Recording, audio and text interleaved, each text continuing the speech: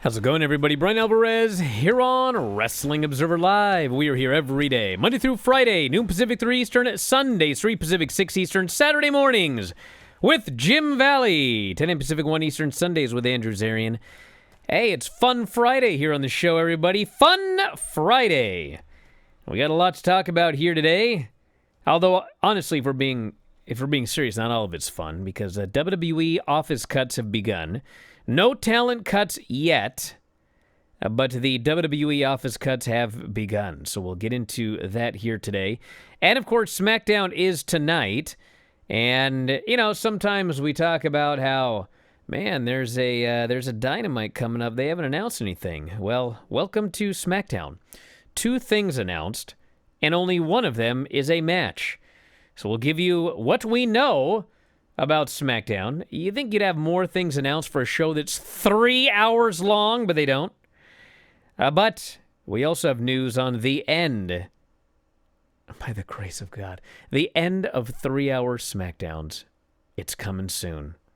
So we'll talk about that. We got a Collision this weekend, which also has virtually nothing announced while we're on the subject, and a Raw that has virtually nothing announced. Sometimes when it rains, it pours.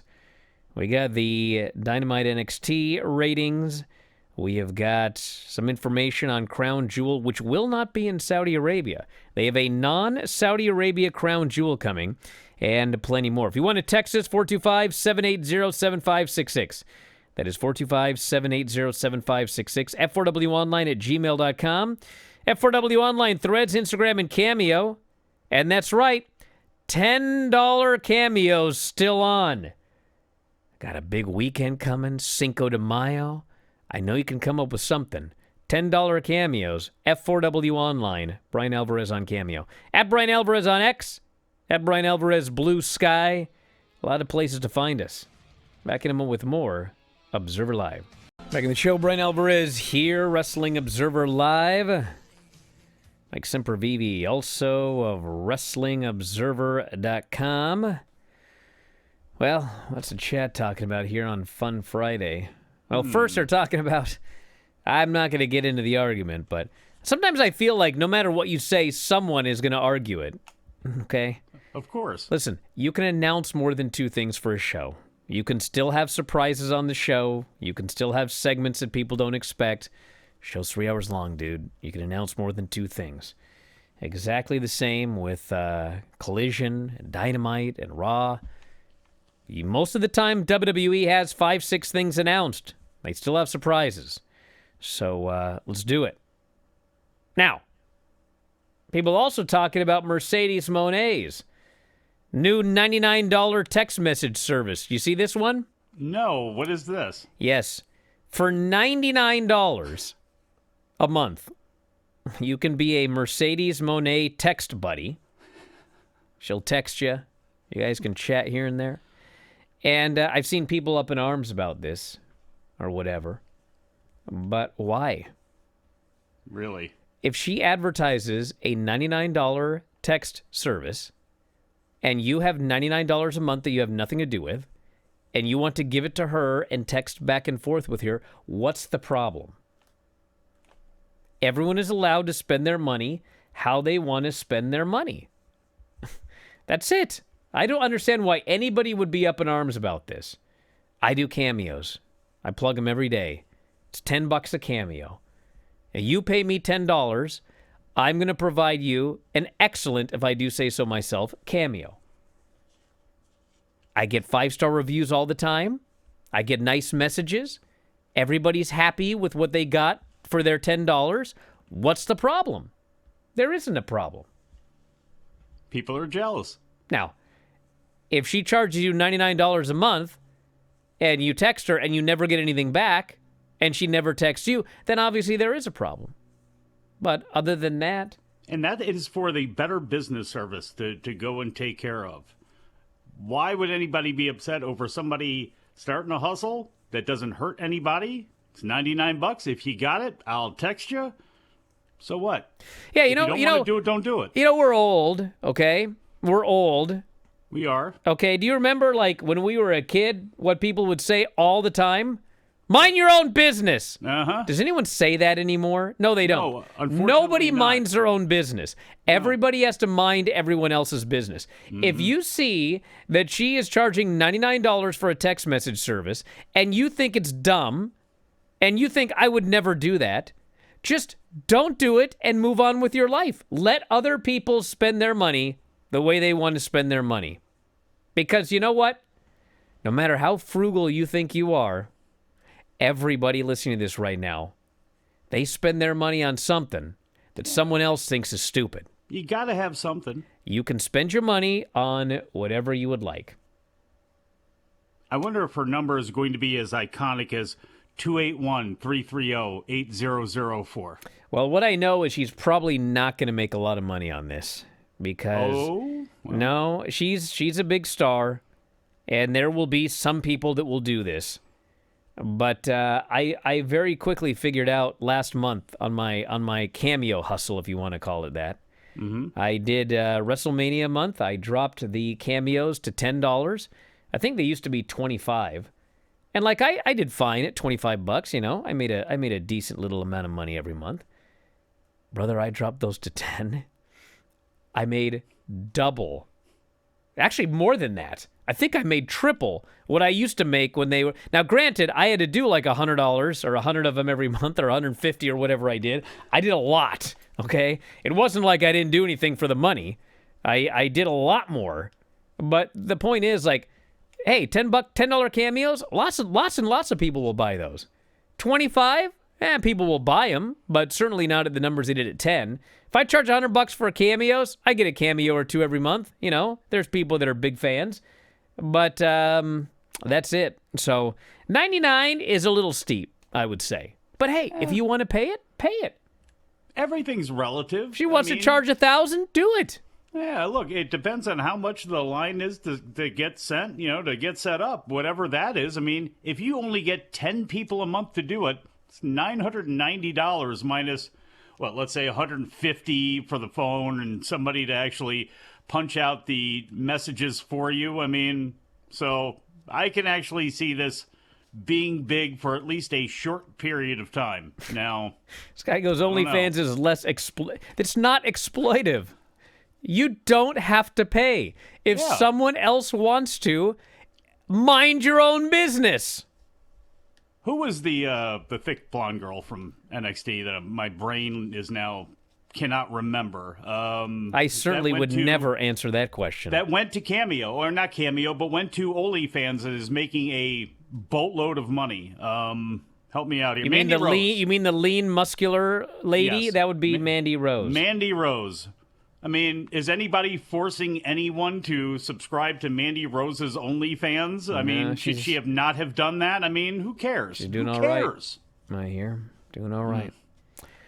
All righty. Well, hey, I have cameos at 4W Online. They're $10, you know. Bro, I'll give you 10 of those for the cost of one text message from Mercedes Mone. Somebody just wrote a three paragraphs here in the Twitch chat about this. I'm not reading that. It's actually anyway. Yeah. It was a slow slow news day on Fun Friday. Maybe a lot of knowledge in there, but right now I'm not reading all that. Christine Lubrano spent more than 4 years working as WWE's Senior Vice President of Creative Writing Operations, no longer with the company. She was fired on Thursday in a round of office cuts. They may have cut as many as a dozen people in the office. No wrestlers yet, but this is the season. 'Tis the season to be cut in WWE. And she and Bruce Pritchard oversaw the writing team, reported directly to Paul Levesque. She'd been one of the key creative people for 4 years, and now she is gone. So, yeah. We'll see who's next. I mean, we always knew, like, as far as, like, The Office, as soon as they merged with TKO, I mean, TKO even said, redundancy cuts. Yeah, there's going to be redundancy cuts. And, which happened in mass at the beginning. Yes, but now, I mean, they got a lot of wrestlers. I just think it's going to happen. I just have this feeling. I have this precognitive thought in my mind that this might be happening, but we shall see. And then we got, you want fun Friday news? I got fun Friday news for you. Please. SmackDown, only a handful of 3-hour episodes left. Thank God. Yes. Thank you, Lord. Dave Meltzer gave an update on the situation in the new issue of The Observer. The date for the switch, not set in stone, will be finalized soon. There has been talk that SmackDown goes back to 2 hours on June 6th. A month away. Happy birthday, boss. But it is not a hard date. It was expected at the end of May. So we shall see if it's the end of May, early June. Brother, I don't care. Just move it back. Please. This is out of control. It's better for everybody, including everybody working on that show. Yeah. Not just the workers. I mean, everybody working. The crew, everybody is going to be happy about this. They should be. That reminds me, actually. Today we were going to review TNA Impact. Remember? Yeah. I built this up real big on Twitter yesterday. I was going to review Impact again. Well, I mean, it's still TNA, brother. I waited, got the Lance. and I waited, and I waited, and I refreshed, and I restarted the app, and I waited, and I waited. I'm like, where is the show? Why is the replay not on the T? And I spent all the money to get TNA Plus in preparation for this. No show. No show. No show. It's 2 a.m. Eastern. No show. It's 2:30 a.m. Eastern. No show. I'll give him 30 more minutes. It's now 3 a.m. Eastern. No replay. I was like, sorry. Something really went sideways there because they sent out a text or a tweet yesterday saying, when the show started, we know we have had issues. We are going to try to get something up on video on demand right away. And obviously, from what you said, that has not happened yet. So. Well, this was a replay. The live airing, I think, didn't work at all for 15, 20 minutes. They finally got that working. But then, no replay. Just couldn't get it up. So I'll talk more about this after the break. Observer Live. You don't like the YouTube chat? Who, me? Class acts, aren't they? You don't have to go on the chat, everybody. You can just enjoy the show. They're in a mood today. They are fired up. I peeked in and then got the heck out of there and went to Twitch. All the incels are out. Twitch is all right because you have to pay a little bit or use your Amazon Prime account, so it's a much better chat. And some people do pay to troll. Do you know that? It's amazing to me. It's always amazing with people. It's the same people every day saying the same things, and it's like, you're giving us money, right? You're giving us clicks and all the things that, you can say a lot of things about us, but, you keep coming back. That's how obsessed you are. That's how much you hate us, is the fact that I hate you so much, I must give you money. Good. Yes. I guess. I'll take it. But anyway, I think the thing with the TNA show is that this was a live show, and I guess they had to, They're not used to that. Whatever, I forget the term they used, because I actually emailed support, believe it or not. Apparently they did, too. That's what they're still waiting to get something back for that. What did they say? They said something like it was still rendering. What's the word they used? That was a word they used back when I was young. It was rendering. The video was rendering? It was processing. Ah. Which I understand, when we upload shows to Apple Podcasts, for some reason it takes a half hour to process. Yeah, what is that about? I don't know why. Really? I mean, it doesn't do that for Spotify. But anyway, the point is, I think that since most of the shows are taped, I think most of them will be on the TNA Plus site fast enough that I'll be able to watch and review them. But these live shows, I can't promise anything. So I guess what I'm trying to say here is we'll start next week probably reviewing the TNA television show. Look, the reviews might be hit and miss, but you know what? Sometimes so is TNA. Also want to do a follow-up from yesterday. My main man, Brandon, a fine man, I might add, he went back and rewatched Fletcher versus Hangman.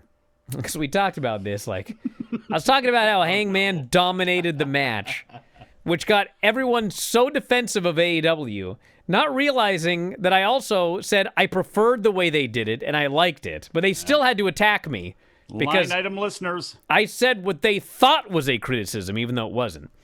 But he did, because then people started arguing, including Dave, by the way. Well, I got a list of moves he did here. So Brandon went back and watched the match, and he says, yes, Fletcher had a headlock in the beginning of the match and may have got a move in here or there, but most of the offense in the beginning and through the middle was by Hangman for sure. Because, in fact, Hangman dominated the entire match until they started going back and forth with near falls there at the end. Which, by the way, he dominated that as well, and he beat the guy. Which I liked, because it's a tournament, and he's going to the finals. And I like when, you know, there's a tournament, and like the two people in the finals are actually in storyline the best two guys. Not some goofy finish, or he barely made it, or whatever. I mean, he ran through that guy like a knife through hot butter. And now it's Hangman Ospreay in the finals. And honestly, I don't want it to be like 90-10. But whoever wins that match, I want them to decisively win, because that person is the person going to the biggest AEW show of the year, All in Texas, and they will be fighting for the World Heavyweight title. So I don't want them to barely make it there. I don't want them to screw job make it there. I want them to win. I want you to know, as a viewer, they're the best, and they're going after Jon Moxley for that title. Boy, would I like to see a title change. And there I will know be. There's a lot of people that really think that they're waiting on Darby Allin to come falling down the mountain and make himself, get himself back. But the reality is, Hangman Page, or Will Ospreay, for how over he is, but Hangman Page being an AEW original, he's the guy that in some ways could use it a lot more than Ospreay. And to me, it only makes sense that he would be the one that takes the title off of Moxley. Doesn't mean the story has to be over. Doesn't mean that he doesn't lose it back at some point to Moxley. But I believe he should be the one that throws the dagger in him first. Oh, look at Rosendoza here trying to gotcha me. He says, a knife through hot butter? Yeah. Butter can be warm. Exactly. And any knife can go through it. Rosendoza, you warm up that butter. And you let me know how that knife goes through it. And he's Rosendoza double ops. It's going to go through that hot butter whoosh, like this. Mm-hmm. Now, you could also use a hot knife through butter. Yeah. But let me tell you something. A knife goes through hot butter significantly more rapidly than a hot knife goes through cold butter. It's true. Thank you. All right, what else do we got? Brandon also said, I think because of Twitter, now everyone's business is out in the open, and maybe that's a problem. Well, yes, that's certainly a problem. See, nowadays people go, oh my God, everyone is so much dumber today than they were back in my day. But that's not true. Back in your day, everyone was stupid. But they didn't have a platform to go alert the world as to how stupid they were. The only way back then that you knew people were stupid was when they talked too much. You know, you had the friend that they never shut up. And because they never shut up and everything that came into their head they said, you were like, oh my God, this guy's an idiot. Whereas you had another friend who never said anything, and you were like, this man's wise. He was an idiot too, he just didn't talk. But now everyone's got Twitter, and every stupid thing that comes into your head, you've got to tweet out. Or put in the YouTube chat or whatever. We're all as stupid as we've always been. It's just now public. There's way more outlets for everybody to show their ass and show them to you. WWE just sent me this because I'm in tight with them. You and Paul. WWE returns to Australia this October with Crown Jewel Perth. Yes, Crown Jewel. Crown Jewel. This is not like, Down Under or some other different name. This is a crown jewel. This is the first ever crown jewel not in Saudi Arabia. Uh-oh. WWE in partnership with the Western Australian government. Is that really what it's called? Because they capitalize those three words. Western Australian government. Makes sense, I guess. Okay. The WAGs. Through Tourism Western Australia announced today, Crown Jewel Perth will headline a WWE weekend takeover in Perth. I should hope so. This October. Crown Jewel Perth will take place in Perth Sunday, October 11, 2025. Hey, where's that show at again? It's in Perth. We laugh, but no one is going to go to Sydney for this show. They're all going to go to Perth because that's where it's at. The venue will host Friday Night SmackDown on Friday, October 10th, and Monday Night Raw on Monday, October 13th. So, to make it clear, I don't want anyone to get confused if you're down under. The Crown Jewel Perth show is in Perth. Friday Night SmackDown is on Friday, and Monday Night Raw is on Monday. Got it? Yeah, but here's the thing. I'm on the East Coast, and they're in Australia. Too bad this isn't for you. I was going to say, wouldn't it be Sunday? No, because WWE Events sent this to me. They're trying to sell tickets to go to the show live. They don't care about you or me. Now, what are they giving the Saudis? This That's day, what I want to know. October 11, just happens to be Rhea Ripley's birthday. What a stunning coincidence. So I think her and old Buddy. Now what's that bloke's name? Grayson Waller. Yes. They're down there right now pushing tickets. You know? Which is a good role for Grayson Waller. Actually, somebody's got to take, the Miz is at some point is going into an emeritus PR role. Somebody has got to be there. I think he's been there for years. I said Waller might be that guy. So anyway, that's coming to Perth. So there you go. This person here says, Bryan, it's with it being Cinco de Mayo, will you do cameos with a sombrero? If I do 10 cameos, will you buy me a month of texting with Mercedes Mone in return? No, absolutely not. What are you talking about? You want that? You pay for it yourself. And no, I have no problem wearing a sombrero.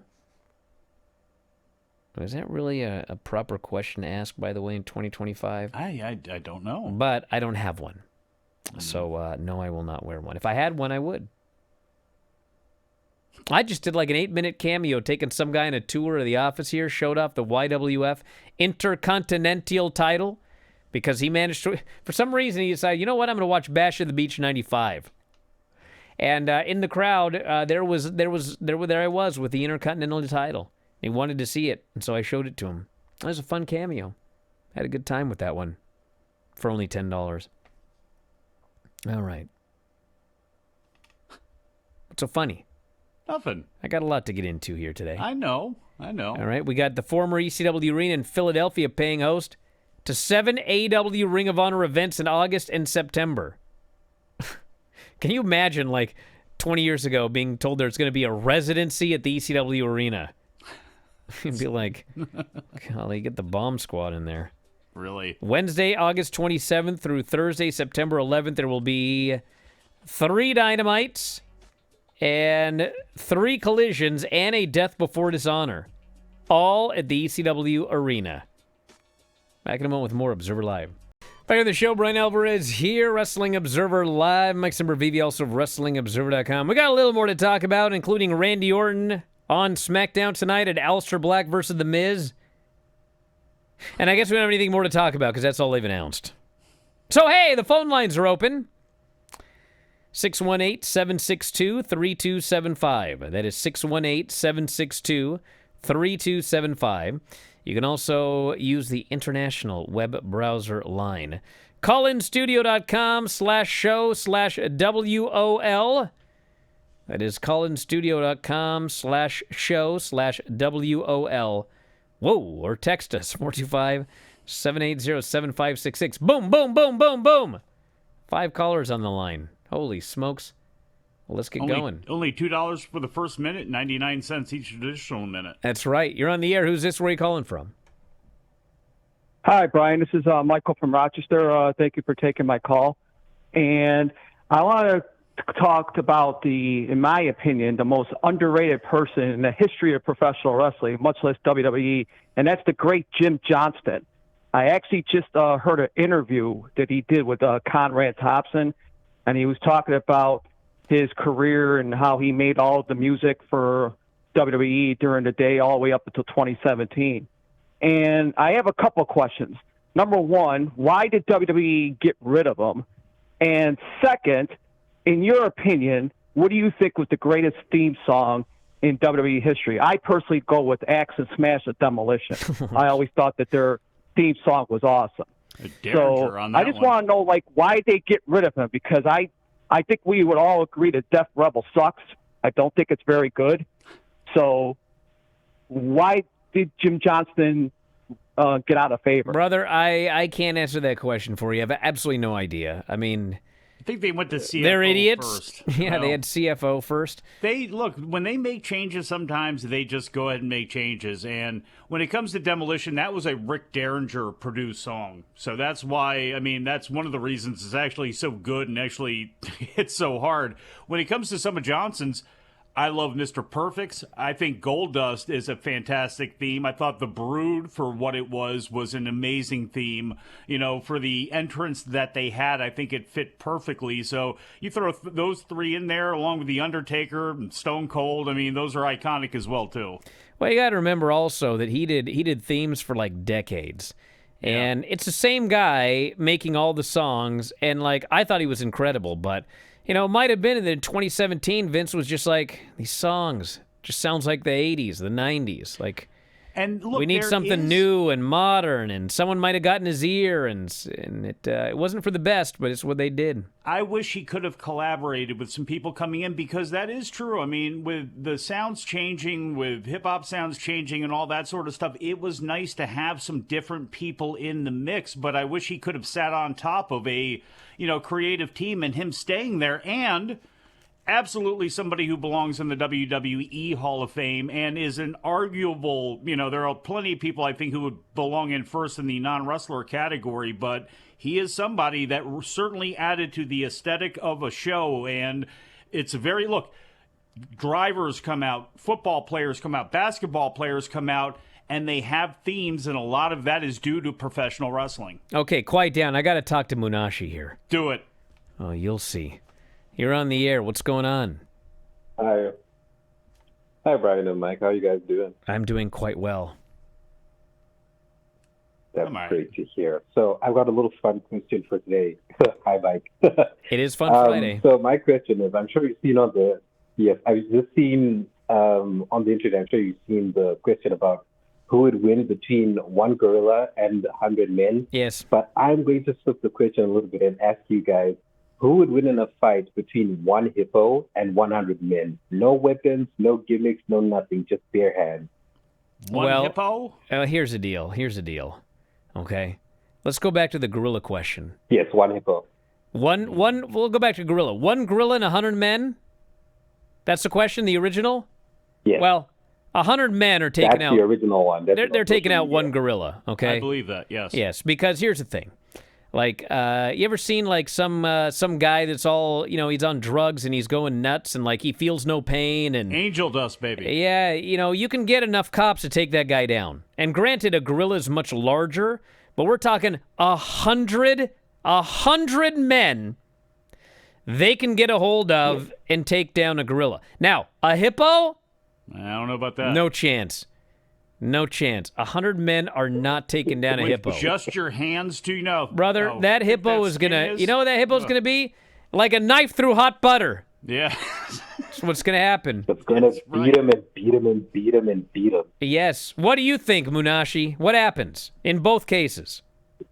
I think the hippo wins and the men win with the gorillas, because as much as a gorilla is very strong and powerful, like you said, it's 100 guys. Yeah. It doesn't even have to be something like we see in pro wrestling where it's 100 Bobby Lashley's, just average Joes where they can be hopped up on drugs or just general run-of-the-mill guys, and they can still take on that gorilla, because with humans, we're the apex predators, and we'll definitely strategize on how to take down the gorilla. But a hippo is entirely different, because, I mean, for crying out loud, a hippo, it kills more people than an elephant or a gorilla in the first place. So it's much harder to take down, and it's deceptively strong. People think that is just a very happy animal like a dolphin, when in reality they're jerks, to be to be quite PG about it, since we're on radio.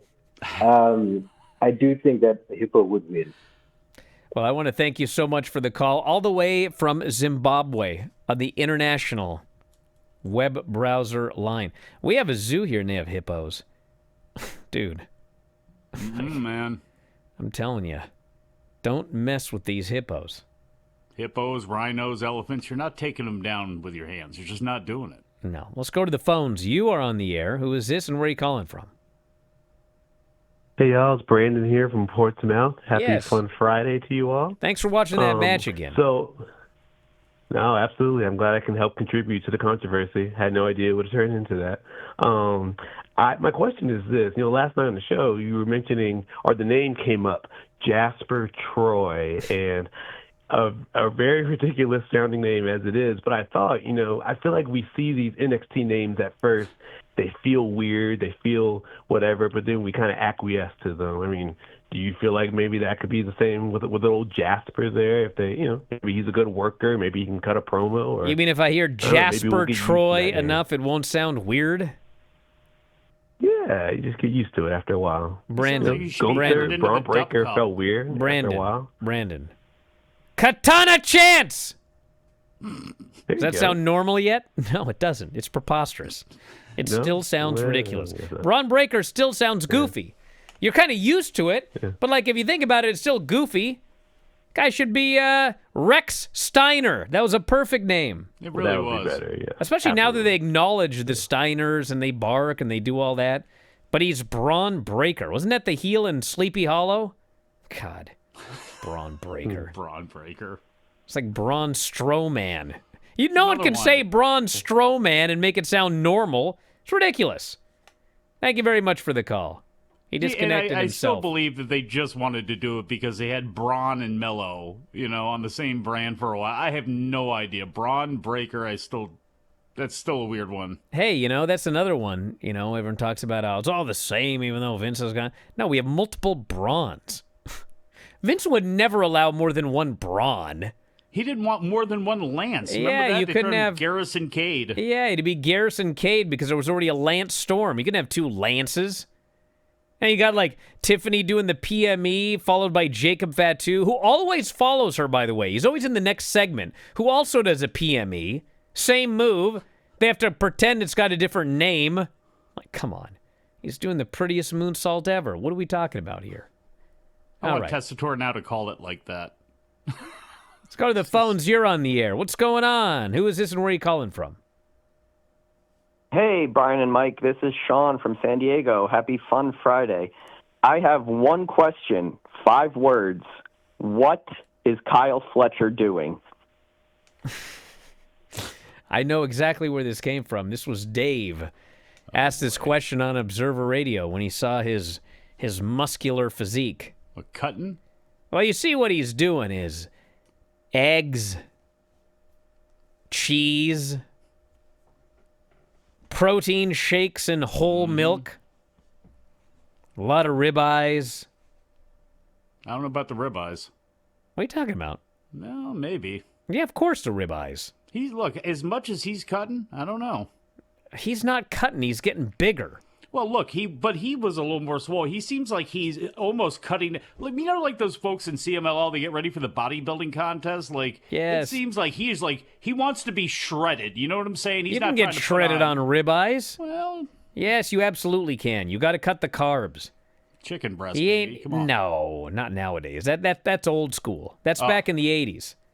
Nowadays, high fat, high protein, low carbs.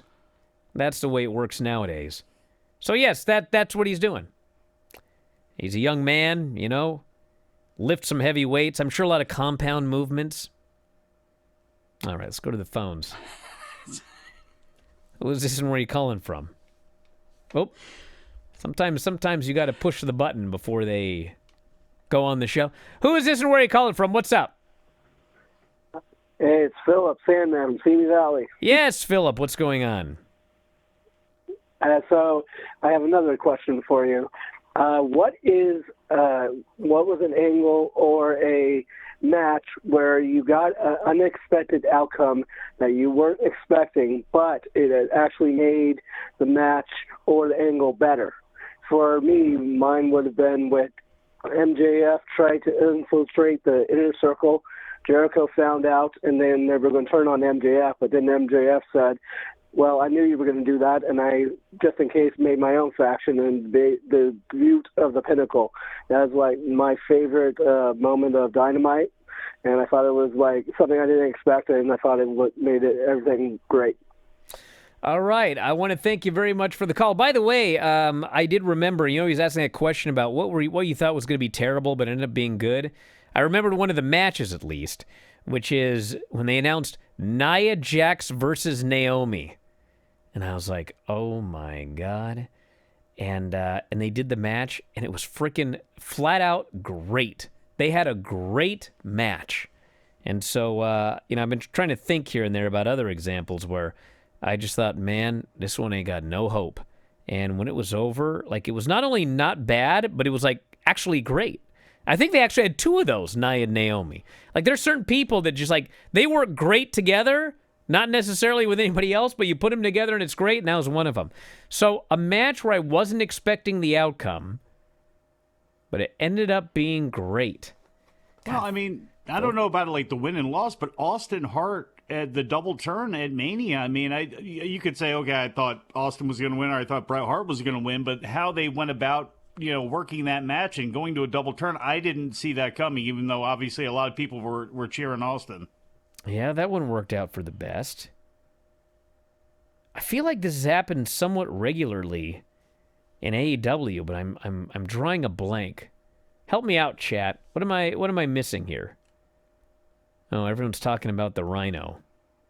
Still on.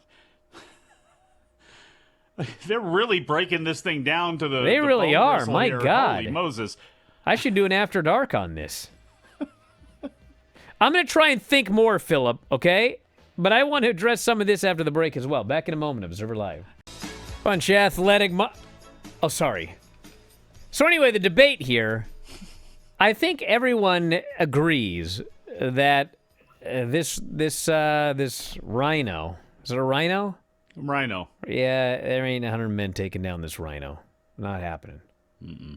But with an ape, which is I mean, everyone's like... Hippo. The Rhino's got the horn. That's even worse. Yeah, that's He'll even be worse. Stacking people, yeah. Get 1,000 men, they ain't taking out that Rhino. Mm-hmm. But the ape... listen, guys. I mean, have we never watched MMA? Here's the problem. I don't care how strong the ape is, okay? I don't care. The fact of the matter is the ape is large. 600 to 800 pounds, okay? We're talking, depending on the size of the 100 men... This ape is going to be battling between 18 and 22,000 pounds of weight, okay? This isn't a cartoon where the ape has unlimited energy, all right? That ape's going to get tired fast, Especially trying to throw around barrels. 22,000 pounds of humanity, which isn't just, some unmoving... It's like people grabbing an arm, leg, limb, neck... Hog pile on top. That ape is not taking out 100 men. Now, some men are going to have to be sacrificed. That is for sure, especially that there's going to be some people who ain't going to make it. Yeah.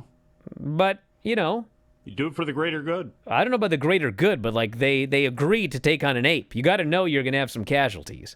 Well. But 100 men, one ape, that's it. All right? 100 men, one hippo? No. You're all getting done run over. 100 chimpanzees in one rhino. I'd have to think about that one. Hey, listen, we're out of time, everybody. I want to thank you all for listening. Mike, as always, callers and listeners over to the studio. See you later on this weekend, Wrestling Observer Live.